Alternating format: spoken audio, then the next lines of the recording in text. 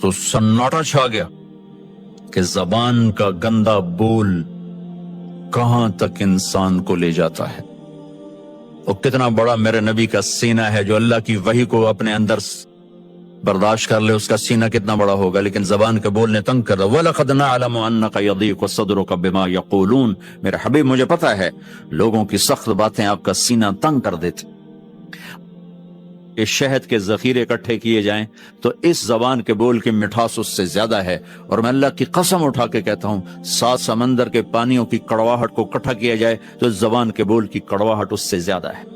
एक गंदा बोल सर से लेकर पांव तक आग लगा देता है, और एक मीठा बोल मरे हुए को जिंदा कर देता है। सारी जिंदगी मेरे पाक सल्लल्लाहु ताला अलैहि वसल्लम ने कभी एक बोल ऐसा नहीं बोला जिससे किसी को दुख पहुंचता, जिससे वो ये कहे कि मेरे नबी ने मुझे मेरी बेकरामी कर, मुझे बेइज्जत कर दी।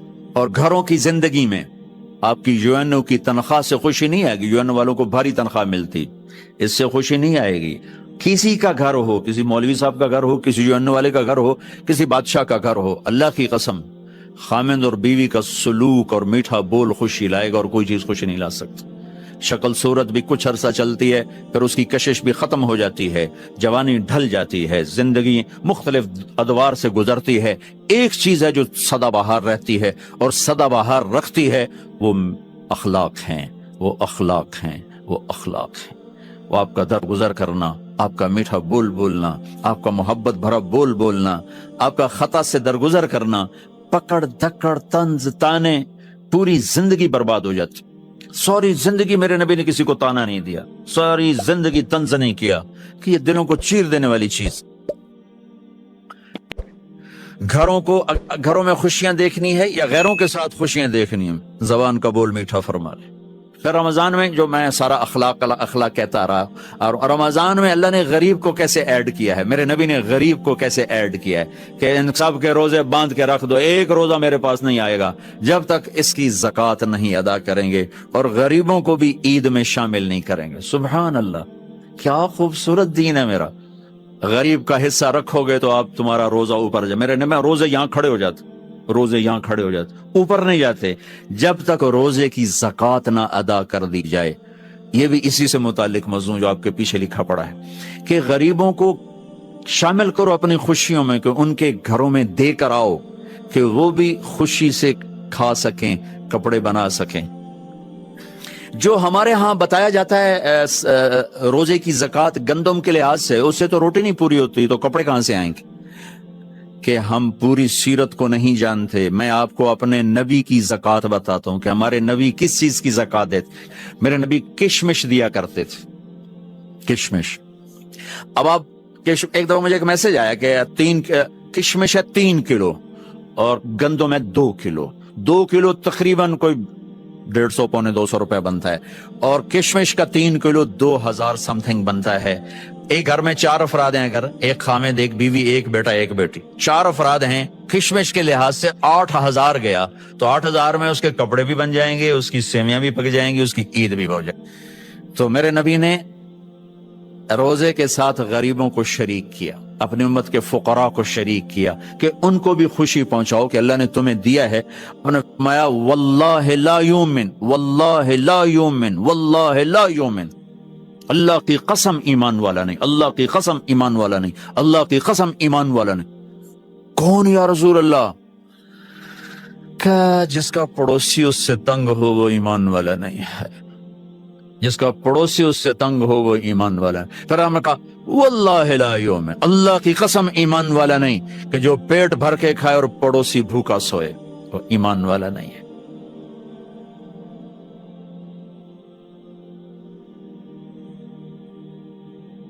गरीबों को शामिल किया। हजरत अब्दुल्ला बिन उमर के घर में महीने में 1 दिन गोश्त पकता था, 1 दिन।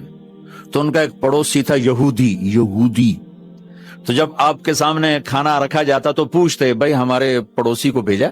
कहा ये नहीं भेजा। का पहले उसे भेजो, उसके बाद मेरे सामने रखो। यहूदी के लिए पहले खाना जाता था, फिर हजरत अब्दुल्ला बिन उमर खाते थे।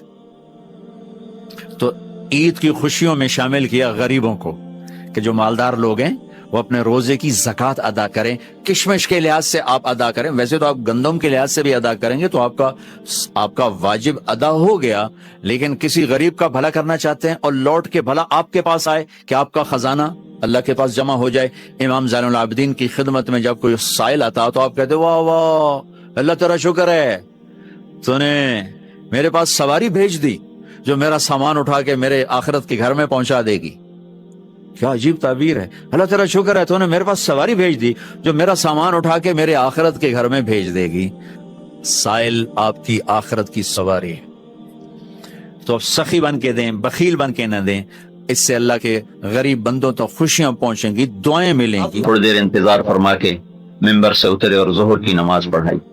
ظہر کے بعد پھر آپ ممبر پر آ گئے اور پھر آپ نے فرمایا کہ میں حاضر ہوں, کسی کی جان, کسی کے مال, کسی کی عزت پر میری طرف سے زیادتی ہوئی ہو تو میں حاضر. ایک شخص کھڑے ہوئے کہ یا رسول اللہ آپ نے میرے 3 درم دینے ہیں. تو آپ نے فرمایا یقیناً دینے ہوں گے, لیکن مجھے یاد دلا دو کس سلسلے میں. تو انہوں نے عرض کیا یا رسول اللہ آپ کی خدمت میں ایک سائل آیا تھا, آپ سے سوال کیا تھا, آپ کے پاس کچھ نہیں تھا تو آپ نے مجھے فرمایا تھا تم دے دو میں تمہیں ادا کر دوں گا. تو آپ نے فرمایا ہاں ٹھیک کہتے ہو. پھر آپ نے اپنے چچا زاد بھائی فضل بن عباس سے فرمایا کہ فضل یہ قرضہ تیرے ذمہ ہے, تو ادا کرے گا. یہ 5واں دن آپ کو بتا رہا ہوں. پھر جمعرات آ گئی, جانے میں 4 دن باقی رہ گئے, جمعہ, ہفتہ, اتوار, پیر کو جانا تھا. تو جمعرات کو آپ نے عشاء کی نماز کی تیاری فرمائی, وضو کا پانی منگوایا اور بے ہوش ہو. تکلیف اتنی تھی ہوش نہیں رہا. پھر آپ ہوش میں آیا تھا, لوگوں نے نماز پڑھ لی, جی نہیں انتظار میں. پھر آپ وضو کے لیے اٹھے, پھر بے ہوش ہو گئے. پھر تھوڑی دیر بعد آپ کو ہوش آیا تو آپ نے فرمایا کیا لوگوں نے نماز پڑھ لی؟ کہ نہیں یا رسول اللہ آپ کا انتظار ہو رہا ہے. پھر آپ وضو کے لیے اٹھنے لگے, پھر بے ہوش ہو گئے, بستر پر گر گئے. پھر آپ کو تیسری دفعہ پھر آپ ہوش میں آئے کہ کیا لوگوں نے نماز پڑھ لی؟ کہ نہیں یا رسول اللہ آپ کے انتظار میں. تو آپ نے کہا ابو بکر سے کہو وہ نماز پڑھائے. تو ابو بکر رضی اللہ تعالیٰ عنہ پیچھے تھے, عمر رضی اللہ عنہ آگے تھے پہلی صف میں. تو صحابہ نے سوچا نماز ہی پڑھانی ہے تو انہیں عمر کو آگے کر دی. جب عمر کی تکبیر سنائی دی تو اللہ کے نبی اس بیماری میں ایک دم تیزی سے اٹھے اور دروازے پر آ کر رکھا عمر کو پیچھے کیا جائے, ابو بکر کو آگے کیا جائے. اس مصلی پہ اللہ ابو بکر کے سوا اور کسی کو دیکھنا نہیں چاہتا. اب اللہ الا ان یکون ابا بکر, ابو بکر کے سوا اللہ یہاں اور کسی کو نہیں دیکھنا چاہتا. تو عمر کو پیچھے کیا گیا, ابو بکر کو آگے کیا گیا. تو حضرت ابو بکر نے عشاء کی نماز, پہلی نماز پڑھائی اللہ کے نبی کی موجودگی میں. پھر جمعہ کی 5 نماز, جمعہ بھی پڑھایا. پھر ہفتہ کی 5 نماز, پھر اتوار کی 5 نماز 15, اور جمعرات کی عشاء 16, اور پیر کی صبح فجر 17 نمازیں اللہ کی نبی کی موجودگی میں پڑھائیں. اور ایک دن غالباً اتوار کو اللہ کے نبی ظہر کی نماز میں ابو بکر مصلی پر تھے تو آپ 2 آدمیوں کے سہارے پر مسجد میں داخل ہوئے. تو ابو بکر چونکہ یہ سامنے تو دروازہ پر سے آپ یہاں امام تھا, تو ابو بکر کو احساس ہو گیا کہ اللہ کے نبی نکل آئے. تو انہوں نے مصلی سے پیچھے ہٹنا شروع کر دی کہ شاید اللہ کے نبی نماز پڑھانے کے لیے تشریف لا رہے ہیں. تو آپ نے ہاتھ کے اشارے سے یوں کہا کہ تم مصلی پہ کھڑا رہو, پیچھے نہ ہٹو. اور پھر آپ تشریف لائے اور ابو بکر کے یہ الٹی طرف برابر بیٹھ کر آپ نے ابو بکر کی امامت میں آپ نے ظہر کی نماز ادا فرمائی. گویا اشارہ کر دیا کہ میرے بعد میری جگہ پہ ابو بکر بیٹھے. آپ نے صراحتاً کیوں نہیں کہا کہ میرے بعد ابو بکر خلیفہ ہو؟ اشارے سارے کر دیے, صراحتاً نہیں کہا. ایک حدیث میں آتا ہے صحابہ نے عرض کی یا رسول اللہ آپ کسی کو طے کر دیں کہ اگر میں نے طے کیا اور تم نے اس کی نہ مانی تو تم پہ اللہ کا عذاب آئے گا, اس لیے میں طے نہیں کروں گا. اشارے کر دیے کہ نبی کا سب سے بڑا منصب تو اللہ کا مصلی ہوتا ہے. اس مصلی پہ اپنی زندگی میں ابو بکر کو کھڑا کر کے اشارہ کیا کہ میرے بھائی یہ ہوگا. زبان سے نہیں کہا کسی کے بارے میں کہ کہیں امت پہ عذاب نہ آ جائے. تو ہفتے کا دن تھا, جبریل آئے کہ یا رسول اللہ مجھے اللہ نے بھیجا کہ میں آپ کا حال پوچھ کے آؤں, آپ کا کیا حال؟ تو آپ نے کہا اجدنی مغمومن اجدنی مکروبن. جبریل بڑی تکلیف, بہت تکلیف. اتوار کو پھر جبریل آئے کہ یا رسول اللہ مجھے اللہ تعالیٰ نے بھیجا کہ جاؤ میرے حبیب کی عیادت کر کے آؤ کہ میرے حبیب کا کیا حال ہے۔ تو پھر آپ نے کہا اجدنی مغمومن اجدنی مکروبن، جبریل بڑی تکلیف، بڑے کرب میں۔ پیر کو پھر آئے، جس دن واپسی ہے اسی دن پھر آئے، یا رسول اللہ اللہ تعالیٰ نے مجھے بھیجا ہے کہ میں آپ کا حال پوچھ کے آؤں کہ آپ کا کیا حال ہے۔ تو پھر آپ نے فرمایا اجدنی مغمومن اجدنی مکروبن، تکلیف بڑی ہے۔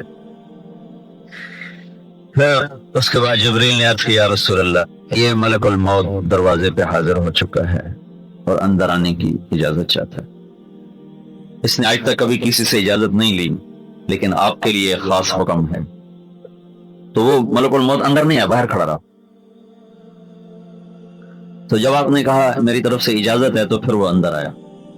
ایک اور فرشتہ بھی ساتھ تھا جو اسی دن اترا، پھر آج تک کبھی نہیں آیا۔ اس نے آ کر عرض کی السلام علیکم یا رسول اللہ۔ اور یہ ملک الموت کا جب سے وہ پیدا ہوا ہے یہ پہلی دفعہ سلام ہے جو اس نے کسی کو کیا، وہ ہمارے نبی۔ واقع سلام تو نہیں کیا، وہ تو لے جاتا ہے نا۔ تو اس نے آ کر اس نے عرض کیا یا رسول اللہ میں آپ کو سلام پیش کرتا ہوں۔ یہ پہلی دفعہ ہوا ہے کہ ملک الموت نے کسی کو سلام کیا، وہ ہمارے نبی۔ پھر کہا یا رسول اللہ اللہ تعالیٰ بھی آپ کو سلام پیش کر، آپ کی خدمت میں سلام بھیجے، اور یہ ارشاد فرمایا ہے کہ اگر میرے محبوب آنا چاہیں تو لے آنا اور رہنا چاہیں تو چھوڑ کے واپس آ جانا، آپ کو یہ اختیار ہے، ہمیں تو کوئی نہیں ہے۔ ملک اجاز کے اس کو خبر تھی کہ میرا آج کا دن آخری ہے اور آنے والی رات قبر کی ہے، یہ دنیا میں جتنے بھی مر رہے ہیں۔ تو آپ نے کہا اچھا اگر میں کہوں اور تمہیں اجازت دے دوں تو تم میری جان بھی نکال لو گے؟ جی یا رسول اللہ آپ کے بھی نکال دوں۔ یہ تو اللہ کا امر ہے، جبریل ملک الموت تو چونٹی نہیں مار سکتے۔ پھر آپ نے جبریل کو دیکھا، جبریل تمہاری کیا رائے ہے، میں جاؤں کہ ٹھہروں؟ تو جبریل نے عرض کیا یا رسول اللہ اللہ تعالیٰ آپ کی ملاقات کا شوق رکھتا، آسمان پہ تیاریاں پوری ہیں، استقبال ہر شے۔ تو اس پر آپ نے فرمایا اچھا تم واپس جاؤ اور میرے اللہ سے پوچھ کے آؤ کہ اگر میں آ جاتا ہوں تو میرے بعد میری امت کے ساتھ کیا کرے گا، یہ پھر جواب دوں۔ تو موت کا فرشتہ وہیں کھڑا رہا اور وہ جو ساتھ فرشتہ ہے وہ بھی وہیں کھڑا رہا، اور جبریل واپس گئے اور اللہ تعالیٰ سے جواب لے کر آئے کہ اے میرے محبوب میں تیری امت کو تیرے بعد تنہا نہیں چھوڑوں گا، ساتھ دوں گا۔ تو مجھے میرے رب کی قسم سن رہا ہے، اگر میرا آپ کا نبی یہ سوال نہ اٹھاتا اس وقت تو میں اور آپ بندر اور خنزیر بن چکے ہوتے۔ ہم سے اللہ کی کوئی رشتہ داری نہیں، کسی سے بھی اللہ کی کوئی رشتہ داری نہیں، صرف ایک بات، چھوٹی سی بات، چھوٹی سی، بنی اسرائیل ہفتے کو مچھلی نہیں کھانا، اتنی بات اللہ نے کہی۔ مچھلی حلال کہ دریا کی ہے، تالاب کی نہیں کہ چوری ہے، دریا کی مچھلی ہے، حلال ہے، جو پکڑ لے اسی کی ہے۔ تو اللہ تعالیٰ نے ایک چھوٹا سا حکم دیا کہ اے اللہ کا کوئی حکم چھوٹا نہیں ہوتا، لیکن بعض سے اے بنی اسرائیل ہفتے کو مچھلی نہ کھاؤ، اتوار سوموار منگل بدھ جمعہ کھاؤ، ہفتے کو نہ کھاؤ۔ اور پھر ان کا امتحان لیا، ہفتے کو سارا دریا مچھلیوں سے بھر جاتا اور باقی 6 دن ایک دانہ نظر نہیں آتا تھا۔ تو وہ نادان نکلے، اگر 4 دن صبر کرتے تو اللہ ہر روز مچھلی لے آتا۔ تو انہوں نے کیا کیا، وہ ہفتے کو پکڑتے اور اتوار کو کھا لیتے، صرف اتنی بات پر۔ تو اللہ تعالیٰ نے پہلے سمجھایا کہ ان کو روکو، تو آگے انہوں نے مذاق کیا کہ ہم تو اتوار کو کھاتے ہیں، ہفتے کو تو نہیں کھاتے۔ تو اللہ تعالیٰ نے ایک رات میں کہا کونوا قردۃ خاسئین، ہو جاؤ بندر ذلیل و خوار ہو کے۔ تو رات کو وہ پورا شہر سویا تھا انسانوں کی شکل میں، جب صبح اٹھا ہے تو سب بندر تھے، کیا مرد کیا عورت۔ اس میں صرف ایک طبقہ تھا جس نے چھوڑ دیا کہ نہیں ہم نہیں کھاتے، اور ان سے الگ ہو گئے تھے اور ان کو سمجھاتے تھے کہ نہ کرو نہ کرو۔ تو وہ انسان رہے، وہ بندر بنے۔ یہ جب صبح انہوں نے دیکھا ہم تو بندر ہی بندر، تو یہ دوڑے بستی کی طرف۔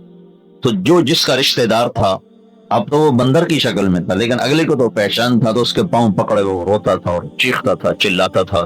3 دن میں سب کو اللہ نے موت دے دی، پہلے بندر بنایا پھر موت دے دی۔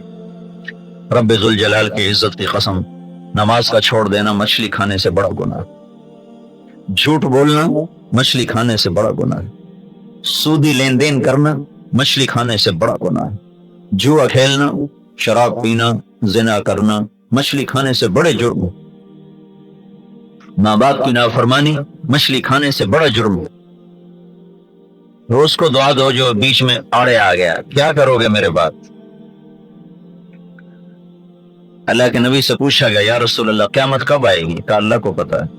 کہا کوئی نشانی تو بتائیں؟ کہا جب ماؤں کو ذلیل کیا جائے گا تو قیامت آ جائے، اور کہا خاص طور پر جب بیٹیاں بھی ماں سے بدتمیزی کریں گی تو قیامت آ جائے، جب بیٹیاں بھی اپنی ماں سے بدتمیز ہو جائیں گی تو پھر اللہ قیامت کو قائم کر دے گا۔ یہی نہیں کہا جب کفر عام ہوگا تو قیامت آئے گا، جب ماؤں کو ذلیل کیا جائے گا، جب والدین کو اولاد ذلیل کرے گی، تو خاص طور پر بیٹیاں بھی بد زبان ہو جائیں گی، تو اللہ تعالیٰ قیامت کے نکارے پہ چوٹ مار دے گا۔ یہ اتنا خوفناک جرم ہے، اور آج فیصلہ آباد کی ہر ماں دکھی، کوئی لاکھوں میں ایک ماں ہوگی جس کو فرما بردار اولاد نصیب ہوگی، ورنہ سب زہریلے سانپ ہیں، اور اس میں ان کا بھی قصور نہیں، ماں باپ کا بھی قصور ہے، انہوں نے ان کو دین سکھایا ہی نہیں۔ جب دین کا پتہ نہ ہو تو دین سے پتہ چلتا ہے ماں کیا ہے، باپ کیا ہے، آخرت کیا ہے۔ انہیں یا کمانا سکھایا یا دنیا کا علم پڑھا دیا، تو اس میں انہوں نے کہیں دیکھا ہی نہیں ماں باپ کسے کہتے۔ میرے تمہارے نبی نے کہا اگر میری ماں زندہ ہوتی اور میں عشاء کی نماز کے لیے مصلی پہ کھڑا ہوتا اور سورۃ فاتحہ شروع کر چکا ہوتا، اور ادھر سے میرے گھر کا دروازہ کھلتا اور میری ماں کہتی محمد، تو میں نماز توڑ دیتا، اور میں کہتا لبیک یا اماں، اماں جی تسی دسو نماز پیچھے پوری کرسا، ہن تہاڈا کی حکم؟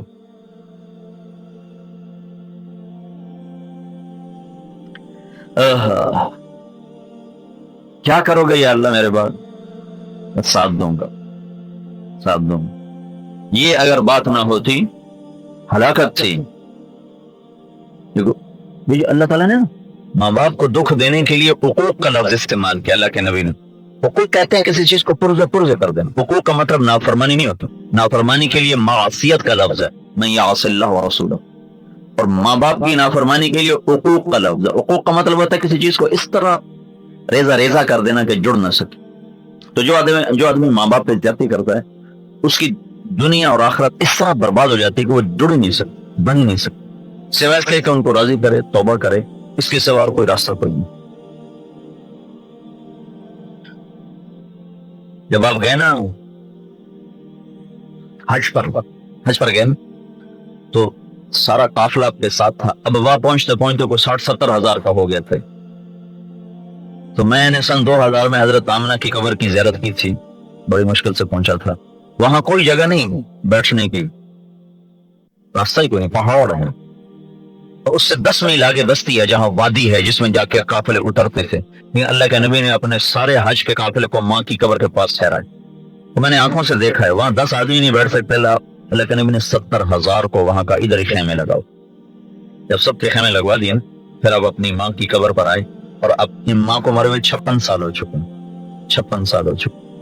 اب سرانے بیٹھے اور یوں اپنے گھٹنے اٹھائے اور اس پر یوں ایسے ہاتھ رکھے، بس سر اپنے گھٹنوں میں دیا، اور کئی گھنٹے اسی حالت میں مسلسل بیٹھ کے روتے مسلسل۔ ہاں تو میرے نبی نے کہا یا اللہ کیا کرے گا تو میرے بعد؟ تو اللہ نے کہا خیر کروں گا، وہ نہیں کروں گا جو پہلوں کے ساتھ کیا تھا، وہ نہیں کروں گا۔ یہ جو ہو رہا ہے یہ تو ہمارے گناہوں کی وجہ سے ہے، اور اس کی تو اللہ تعالیٰ کی طرف سے سنت چلی آ رہی، لیکن بیچ میں اللہ نے ایک تبدیلی کی ہے کہ پہلوں کو تو تنبیہ کرتے کرتے یہاں تک پہنچا دیا، بندر خنزیر بنا وجعل منهم القردة والخنازیر، اس سے بھی اگلا کام خنزیر بنا دی، لیکن بیچ میں اللہ کے نبی کے آنسو آئے تو ہمیں اللہ نے مسخ ہونے سے بچا لیا۔ تو پھر آپ نے کہا اچھا الآن قرۃ عینی، چلو اب میرا کام ہو گیا ہے، میرا کام ہو گیا۔ اس سے پہلے صبح کے وقت یہ 7 جون سخت گرم، 12 ربیع الاول 11 ہجری 632 عیسوی، اپنے صبح حضرت فاطمہ کو بلوایا اور ان کو اپنے پاس بٹھایا، پیار کیا اور ان کے کان میں کچھ کہا تو وہ رونے لگی، پھر ان کا کان قریب کر کے کچھ کہا تو وہ ہنسنے لگی۔ تو حضرت عائشہ رضی اللہ عنہ کہنے لگی میری جی میں فاطمہ تو بہت سمجھدار بچی ہے، یہ کبھی رو رہی کبھی ہنس رہی، یہ کیا بات؟ تو پھر میں نے پوچھا کہ فاطمہ رونا اور ہنسنا کیسا تھا؟ تو فاطمہ نے فرمایا کہ مجھے ابا نے کہا کہ بیٹی میں جا رہا ہوں تو مجھے اس پہ رونا آیا، تو پھر مجھے دوبارہ قریب کر کے کہا رو نہیں، میرے بعد سب سے پہلے تو آ کے مجھ سے ملاقات کرے گی، تو پھر مجھے ہنسی۔ تو اپنے باپ کی وفات کے صرف 6 ماہ بعد آپ کا انتقال ہو اور اللہ کے پاس چلی گئی، 24-25 سال کی عمر تھی۔ اس کے بعد پھر آپ نے دونوں بچوں کو بولا، حسن اور حسین، اور ان کو ایسے دونوں بازوں میں ایسے لے کر آپ نے ان کو بہت پیار کیا، چوما، پیار کیا، پھر آپ نے حضرت علی کو بلوایا، ان کا سر اپنی گود میں رکھا اور ان کے سر پہ کمر پہ بہت دیر ہاتھ پھیرتے رہے، دعا دیتے رہے۔ پھر اس کے بعد یہ ہوا جو میں نے آپ کو بتایا ہے، اس کے بعد ہوا ہے، اور پھر جب آپ نے اجازت دی ملک الموت کو کہ ہاں نافذ کرو اللہ کی تقدیر، تو اس پر جبریل بھی غمگین ہو گیا، کہنے لگا یا رسول اللہ پھر میرا بھی آج آخری دن ہے، آج کے بعد میں بھی کبھی دنیا میں نہیں آؤں۔ نبی علی کہانی آج مک گئی۔ ملک الموت کہ روح نکالے میں جو چند لمحے باقی تھے تو اس میں آپ نے پھر اپنی امت کو یاد رکھا اور ان کو نصیحت فرمائی، اور آپ نے فرمایا الصلاۃ وما ملکت ایمانکم، اے میری امت ایک نماز نہ چھوڑنا، ایک اپنے ملازموں سے اچھا سلوک رکھ، اگر اللہ تمہیں رزق دے تو تمہارے ماتحت کو سلوک کر دے، تمہارے پاس کام کرنے والے اللہ لوگ مہیا کر دے تو دیکھو ان کی بےزتی نہ کرنا، ان کی عزت کے در پہ نہ ہونا۔ ایک حدیث میں آتا ہے آپ نے فرمایا اگر تمہارا نہیں نباہ ہوتا تو اس کو فارغ کر دو، اس کو بے عزت نہ کرو، اس کو بھائی میرا تیرا نباہ نہیں تو چلا جا، لیکن اس کو بے عزت کرنے کا حکم نہیں ہے۔ تو آپ نے کہا الصلاۃ وما ملکت ایمانکم، میری امت ایک نماز نہ چھوڑنا، ایک غلاموں سے اچھا، ایک نوکروں سے اچھا سلوک کرنا۔ اس کو اب دہرا رہے تھے 23 سال کی محنت کا خلاصہ 2 بات، جس کو میں ایک اور لفظ میں کہوں تو آپ زیادہ اس کو سن کر آسان محسوس کریں گے، حقوق اللہ حقوق العباد، دو لفظ، حقوق اللہ حقوق العباد، سارا دین 2 جملے ہیں، حقوق اللہ حقوق العباد۔ تو اللہ کے حق میں نماز سب سے اعلیٰ درجے کی چیز، اس کا مطلب یہ نہیں تھا کہ روزہ نہ رکھو صرف نماز پڑھو، چونکہ نماز روزانہ پڑھی جاتی ہے تو اس کو نام لے کر باقی چیزیں بھی ساتھ مراد ہیں، لیکن وہ نماز خاص طور پر ہے الصلاۃ، میری امت نماز نہ چھوڑنا، مرد ہو یا عورت، مالدار ہو یا غریب، نماز نہ چھوڑنا، اور وما ملکت ایمانکم، جو اگر اللہ تمہیں ماتحت لوگ دے دے تو مہربانی کرنا، ان پہ ظالم نہ بننا، متکبر نہ بننا، ان کو بے عزت نہ کرنا، کہ میرا دل غریبوں میں اٹکا ہوا ہے۔ حضرت انس نے پوچھا یا رسول اللہ قیامت کے دن آپ کہاں ہوں گے؟ تو آپ نے کہا میں اپنی امت کے غریب لوگوں کے پاس ہوں، ابغونی فی ضعفائکم، اور آپ نے کہا جب میں جنت میں جاؤں گا نا تو سب سے پہلے میں جاؤں گا، میرے ساتھ میری امت کے غریب لوگ پہلے میرے ساتھ ہوں گے، مالدار لوگ جنتی ہو کر بھی میرے بعد میں آئیں گے، میرے پیچھے آئیں گے، لیکن جو غریب لوگ ہیں وہ میرے ساتھ جنت میں داخل ہوں گے۔ تو آپ کی آخری وصیت تھی ایک نماز، ایک اچھے اخلاق، یعنی اس کو 2 اور الفاظ دیتا ہوں، بندگی اور اخلاق، عبادت اور اخلاق۔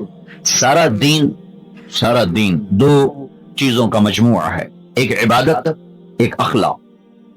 عبادت سے بیس بنتی ہے، اخلاق سے چھت پڑتی ہے۔ عبادت ہو اخلاق نہ ہو، گھر تو ہے چھت کوئی نہیں، تو چھت کے بغیر تو کوئی اپنے گھر میں شفٹ نہیں ہوتا ہے، اسی وقت